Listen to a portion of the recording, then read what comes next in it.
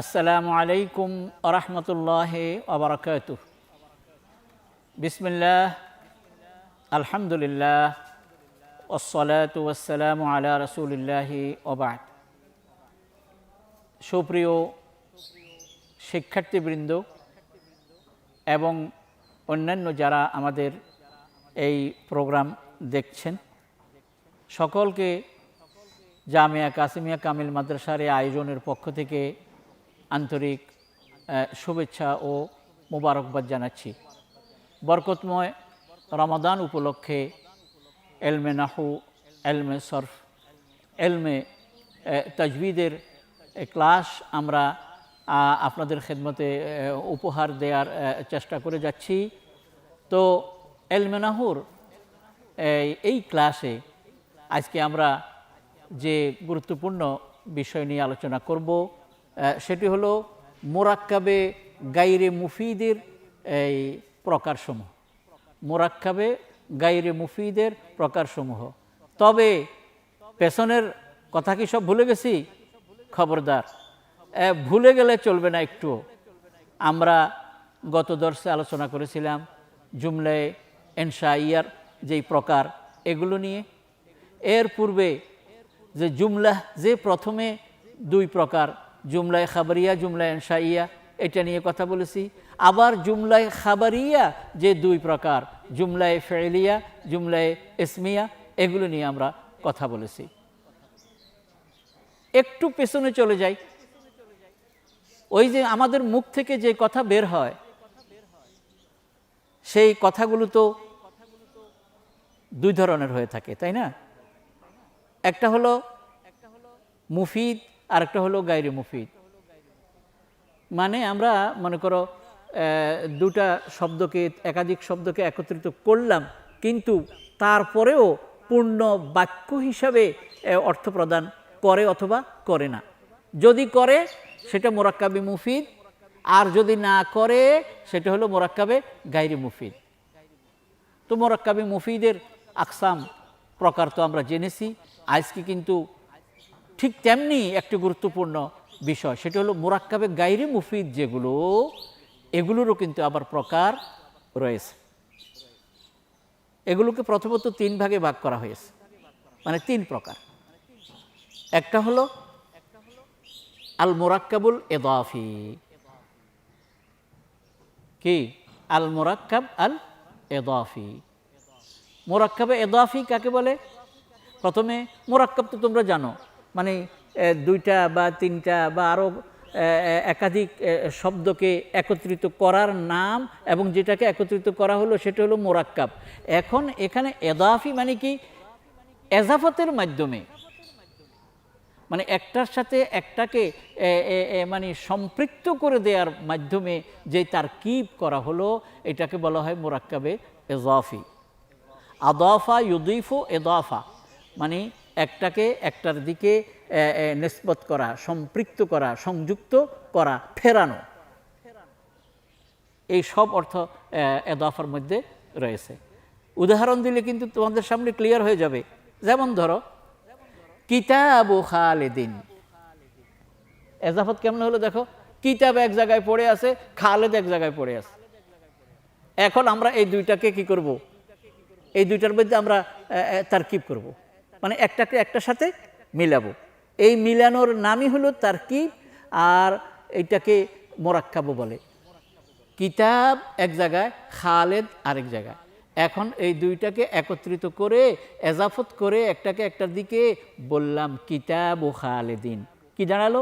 খালেদের কিতাব। দেখছো আগে কোথায় কোথায় পড়েছিল? কিতাব এক জায়গায় পড়েছিল, খালেদ এক জায়গায় পড়েছিল। এখন দুইজনকে আমরা সম্পৃক্ত করলাম, সংযুক্ত করলাম। কি বললাম? কিতাব ও খালেদিন, খালেদের কিতাব। আর কিছু বলি নাই।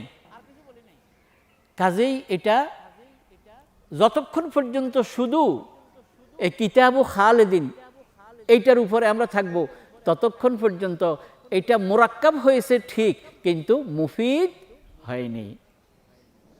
কিন্তু যদি বলি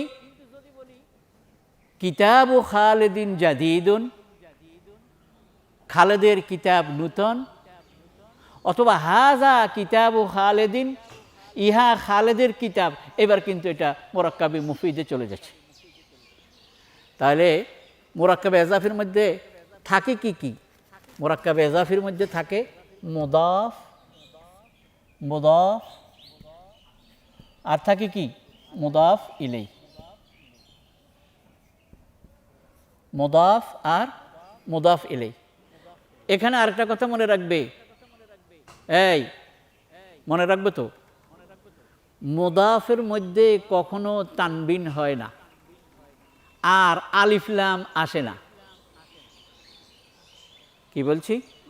মুদাফের মধ্যে তানবিন হয় না আর আলিফ লাম আসে না। এরকম তানবিন হয় না, এই প্রসঙ্গক্রমে বলে দিচ্ছি, 4টি জিনিসের মধ্যে মনে রাখবা। কোনো শব্দ যদি মুজাফ হয় তাহলে তার মধ্যে কি আসে না? তানবিন আসে না। ঠিক তেমনি আবার কোনো শব্দ যদি আলিফ লাম যুক্ত হয় তার মধ্যেও কি আসে না? তানবিন আসে না। যেমন আল ইলমু, এই ছেলেরা মেয়েরা এ পর্যন্ত যা পড়েছো কখনো কি শুনেছো আল ইলমুন? শুনো নাই। তার মানে আলিফ লাম যদি কোনো শব্দের পূর্বে এসে যায় তাহলে ওই শব্দের শেষে আর কি হয় না? তানবিন হয় না। এই জন্য আমরা ছোটোকালে পড়েছি মানে তানবিন 4 চিজান দেমোদান দেমোদাম ফেল ও মুজাফ মানে সরফ আলিফ লাম। তার মানে ফেলের মধ্যে, গায়রে মুনসারিফের মধ্যে, তারপরে মুজাফের মধ্যে আর আলিফ লাম হইলে সেখানে আর কি আসে না? তানবিন আসে না। এটা কিন্তু মনে রাখবা। কয় জিনিস? 4 জিনিস। কি কি? ফেল হইলে, ফাআলা, কোনো সময় কি ফাআলা, ফাআলা, ফাআলু, এই যে পড়লা, কাতাবা, দরাবা, কোনো শুন দারাবুন, ফাআলুন, শুনছো? শোনো নাই। তাহলে ফেলের মধ্যে কি হয় না? তানবিন হয় না। মুজাফের মধ্যে কি হয় না? তানবিন হয় না। গায়রে মুনসারিফের মধ্যে কি হয় না? সাধারণত এই কথাটা বলে দেই, কারণ বড় হলে আরও কিন্তু ভিতরের কথা জানবে। গায়রে মুনসারিফের মধ্যে কি হয় না? তানবিন হয় না। আর মুজাফের মধ্যে কি হয় না? তানবিন হয় না। তো আজকে যেহেতু আমাদের মোরাক্কাবে এজাফি নিয়ে আমরা কথা বলতেছি, কাজে আমরা এটা জানলাম যে কিতাবুন এক জায়গায় পড়ে আছে, দেখো খালেদুন আরেক জায়গায় পড়ে আছে। যখন এই কিতাবকে খালেদের দিকে এজাফত করলাম, এখন বললাম কিতাবু খালেদিন, একটা অর্থ পেলাম যে খালেদের কিতাব। সাথে সাথে শব্দের মধ্যে এটাও দেখলাম যে ওই শব্দের মধ্যে এখন আর কি নাই? তানবিন নাই। তাহলে একথা মনে রাখবে, যখন কোনো শব্দ মুজাফ হয় তখন তার মধ্যে আর কি হয় না? তানবিন হয় না। কিতাবু খালেদিন। তো এই মোরাক্কাবের নাম কি? এই তারকিবের নাম কি? তারকিবে এজাফি, মোরাক্কাবে এজাফি। আচ্ছা, আরেকটা উদাহরণ দাও তো তুমি দিতে পারবা। গোলাম মুজাহিদিন। যদি বলি যে আরেকটা উদাহরণ দাও তাহলে তুমি দিতে পারবা। তুমি বলবা যে কিতাবু, কিতাবু খালেদিন, এরকম। তুমি যদি বলি আরেকটা উদাহরণ দাও তো বলবা মাদ্রাসাতুনা। দেখছো, মাদ্রাসা মুজাফ না মুজাফিলে, মানে আমাদের মাদ্রাসা। এইভাবে এই মোরাক্কাবের নাম কি? মোরাক্কাবে এজাফি। এটা কি কোনো একবারে পূর্ণ বাক্য হিসাবে এখানে ব্যবহৃত হয়েছে? না, বরঞ্চ বাক্যের একটা অংশ। তবে এর মধ্যে কি আছে? মোরাক্কাব আছে। দ্বিতীয় হলো আল মোরাক্কাবুল বেনাই। আরবি জানতে হলে, শিখতে হলে অবশ্যই এগুলো তোমাদের মুখস্থ করতে হবে, এগুলো তোমাদের জেহেনে থাকতে হবে। আল মোরাক্কাবুল বেনাই। মোরাক্কাবুল বেনাই কাকে বলে? দুইটা এসএমকে এমনভাবে আমরা একত্রিত করব যেখানে দ্বিতীয় এসএমে একটা হরফ গোপন থাকবে। কথাটা মনে রাখো, দুইটা এসএমকে আমরা একত্রিত করব আর দ্বিতীয়টার মধ্যে একটা হরফ কি থাকবে? লুকায়িত থাকবে, গোপন থাকবে। এটাকে বলা হয় মোরাক্কাবে বেনাই। কেমনে? যেমন আহাদুন, আহাদুন আর ও আশার। 11, 11 আরবি কি? আহাদ, এক, ও আর আশার। আশার কত? 10, কিন্তু এখন করছি কি এই দুইটাকে একত্রিত করে বলতেছি আহাদা আশারা, আহাদা আশারা মানে 11। তো এমনিভাবে এই 11 থেকে নিয়ে 19 পর্যন্ত সালাসাতা আশার, আরবাআতা আশারা, খামসাতা আশারা, আসলে এখানে কি ছিল? এখানে ছিল যেমন আহাদ আর ওয়াও একটা ছিল আর আশারা ছিল, সালাসা এখানে একটা ওয়াও ছিল তারপরে আশারা ছিল। এখন আমি কি করছি, এই দুইটাকে আমি তারকিব করব, এই দুইটাকে আমি একত্রিত করব, করতে গিয়ে ওয়াও বাদ দিয়ে দিয়েছি হয়েছে আহাদা আশার, এখানে ওয়াও বাদ দিয়ে দিয়েছি হয়েছে সালাসাতা আশার। এইটাকে বলা হয় মুরাক্কাবে বেনাই। শুধু এতটুকু মনে রাখলে চলবে যে এটা 11 হইতে 19 পর্যন্ত এই যে সংখ্যাগুলো এগুলোকে বলা হয় মুরাক্কাবে বেনাই। তবে শুধু ইসনা আশারের ব্যাপারে একটু কথা আছে। ইসনা আশার আবার কিন্তু একটু পরিবর্তন হয়, মানে তাসনিয়া হলে তাসনিয়া মানে ইয়ে হয়, আবার এজাফত, যেমন নাকি রাআইতু ইসনাই আশারা রাজুলান, যেমন রাআইতু ইসনাই আশারা রাজুলান, সেটা একটু বেশ কম হয়। তাহলে প্রিয় শিক্ষার্থীরা, আমরা মুরাক্কাবে বেনাইও জানলাম, অর্থাৎ এমন দুইটি এসএম যেই দুইটি এসএমের শেষ এসএমটার মধ্যে একটা হরফ কি থাকে, লুকায়িত থাকে। যেমন আহাদ আর আশার, কিন্তু এই আশারের আগে একটা কি ছিল, ওয়াও ছিল, আমি এটাকে হজফ করে দিয়ে আহাদা আশার বানিয়ে দিয়েছি। যেমন আরবাআতা আশার, আরবাআতুন আর ও আশার, আরবাআতুন ও আশার, আমি এখন ওয়াওটাকে হজফ করে দিয়ে দুইটাকে একসাথ করে দিয়ে বলেছি আরবাআতা আশার। এটাকে বলা হয় মুরাক্কাবে বেনাই, এবং এটার উভয় অংশকে আরবিতে বলে মাবনি আল ফাতহ, আহাদা আশারা, সালাসাতা আশারা, আরবাআতা আশারা। যেমন কোরআনে কারিম আছে না, ইন্নী রাআইতু আহাদা আশারা কাওকাবান, মনে রাখবে। এবারে আসো মুরাক্কাব মানউ সরফ। এইটা আমি জানি যে তোমাদের জন্য একটু কঠিন লাগে, কিন্তু কঠিন হলেও এখন শুধু যেইভাবে বলা আছে এইভাবে মুখস্থ করে নেবে, আর যখন বড় হবে তখন এর অন্তর্নিহিত এর ভিতরের আরও গুরুত্বপূর্ণ কারণ এবং বিষয় তোমরা জানতে পারবে। এখন চক্ষু বন্ধ করে এতটুকু মনে রাখলেই চলবে যে মুরাক্কাবে গায়রে মুফিদের প্রকার হলো মুরাক্কাবে এজাফি, তারপরে মুরাক্কাবে বেনাই, মুরাক্কাবে মানে সরফ, তারপরে আরও আসতেছে মুরাক্কাবে তৌসিফি, তারপর মুরাক্কাবে সৌতি, এগুলো আসবে। তবে এখন শুধু নামগুলো আর একটা উদাহরণ, নামগুলো আর একটা উদাহরণ যদি মনে রাখো তাহলে এইটা এখন আপাতত চলবে। আসো, মুরাক্কাবে মানে সরফ কাকে বলে? অর্থাৎ এমন দুইটা এসএম যেটা আলাদা আলাদা, কিন্তু আমি এখন এই দুইটা এসএমকে একত্রিত করে একটার নাম করে দিয়েছি। যেমন বাল আর বাক।